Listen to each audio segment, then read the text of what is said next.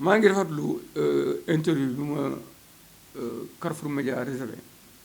pour ma mën a au moins aborder certaines questions.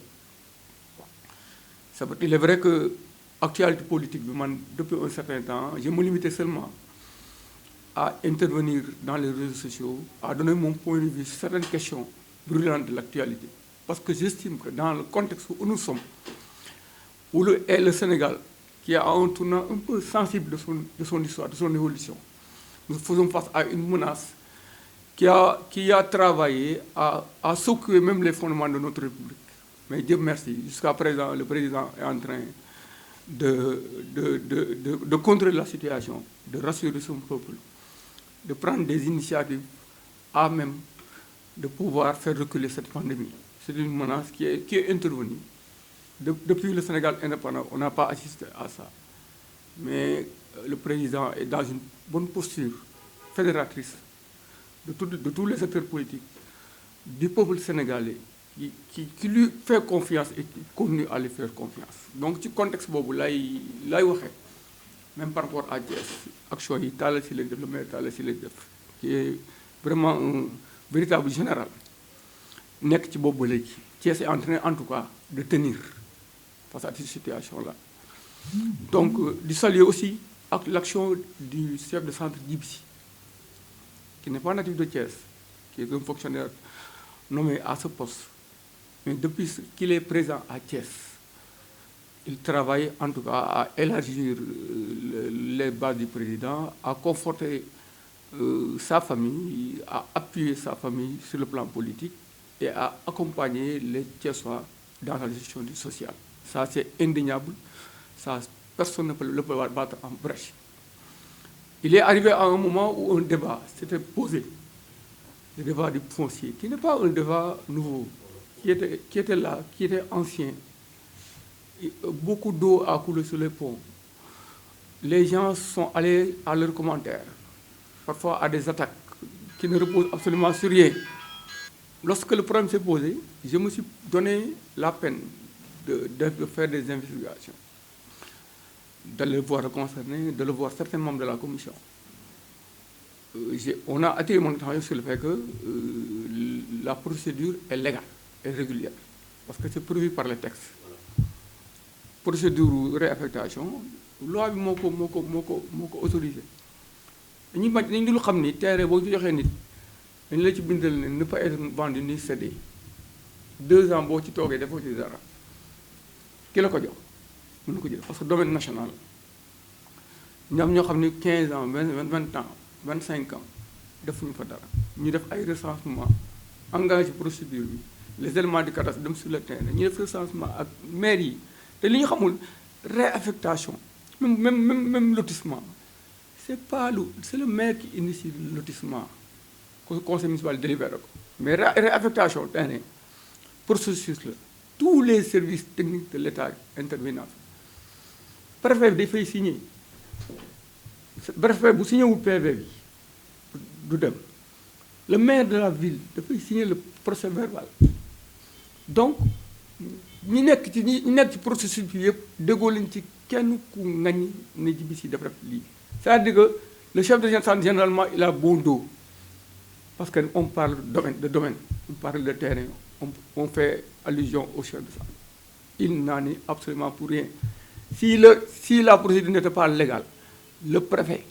qui est une haute autorité le maire de la ville di haute autorité duñu apposer le signature te nag nañu rafetlu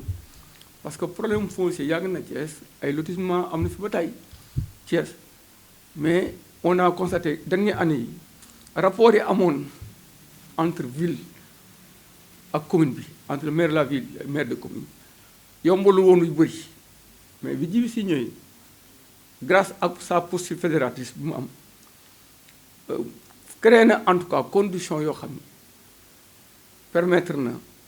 yenn réaffectation dans parce que nag suufu Thiès la suufu Sénégal am na Sénégal Thiessois yi toujours dañuy bëgg dëkkuwaay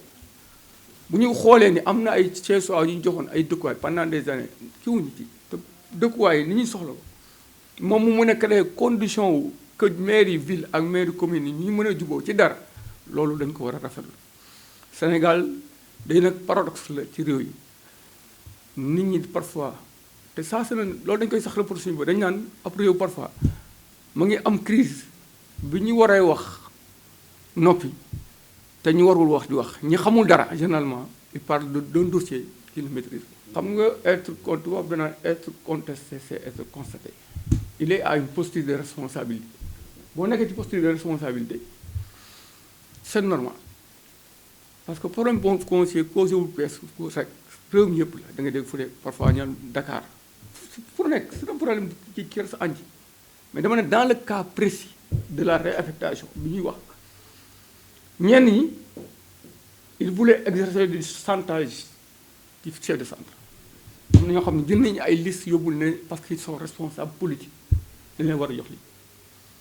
après manipuler une certaine presse pour mu ko la attaquer ça c'est les gens qui soutiennent le président ça c'est maladroit de leur part parce que ñoom ils ne sont pas censés ignorer ñooñu waruñu ignorer procédure de réaffectation mais pourquoi les autres membres de la commission n'ont pas été attaqués alors qu'ils sont membres de la commission ils siègent ku ci nekk ñoom ñëpp dañuy siège commission de réaffectation c'est prévu par la loi réew mi boo fi defee loo xam ne c'est pas légal c'est contraire au texte boo ko transgressé yoon day dal sa c'est une procédure qui est respectée toute la procédure a été respectée les réaffectations c'est prévu par la loi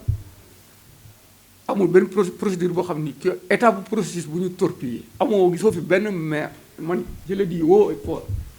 benn maire même ñi nga xam ne moom moo ñu jóg ji bi bokk ñoom parti gisoo ci kenn ku fi yuuxu ku fi wax amul parce que xam nañu toute la procédure a été respectée donc loolu c'était bon à préciser direct ci li ñu nekk nii appel bu may lancé à toute la classe politique c'est vrai que président bi mu nekkee ci pandémie bi tous les acteurs politiques sont allés le rencontrer la société civile ils ont eu une posture patriotique ils sont alignés derrière le président parce que conscient que président de la République li ko intéressé mooy que pandémie bi bañ a gaañ réew mi parce que pandémie bi bu gaañee réew mi il y aura plus de partis politiques il y aura plus d'élections te parlons-en ça c'est loolu dama ñu bëgg a wax année bi président de la République il faut que les gens soient conscients de ça bu ko nit waxee ñu ne président la faral mais année bi cette année-là ne doit pas être comptabilisée dans le bilan du président de la République année bi ñu nekk nii parce que l'année-là est nulle l'État n'a même pas bénéficié de son budget année bi politiquement électoralement social c'est une année nulle qui ne doit pas être comptabilisée dans le mandat du président de la République non dama ne débat bi il faut mu poser wu est-ce que cette année-là bi nga xam ni pandémie bi dafa song réew mi année bi élèves yi jàng benn weer ñaari weer université jàngatuñu réew mi paralysé benn virus songuñu doon menace est-ce que ab année boobu mën nañu ko comptabiliser je lance le débat est-ce que cette année-là peut être comptabilisée dans le bilan du président de la République honnêtement war ñu ko comptabiliser dans le bilan du président de la République réitérer sama amitié sama fidélité du deñ parce que je l'ai dit que mon engagement auprès du président je ne le dois à personne autre que mon ami et frère mon ex-DG Amadou Samba Kane qui a travaillé à faire de cette boîte-là qui était sur le parking Désespoir qu'il a travaillé mu dem tey atteindre chiffre d'affaires boo xam ne musul am d'un déficit en 2011 de 7 milliards tey mu indi ko 120 milliards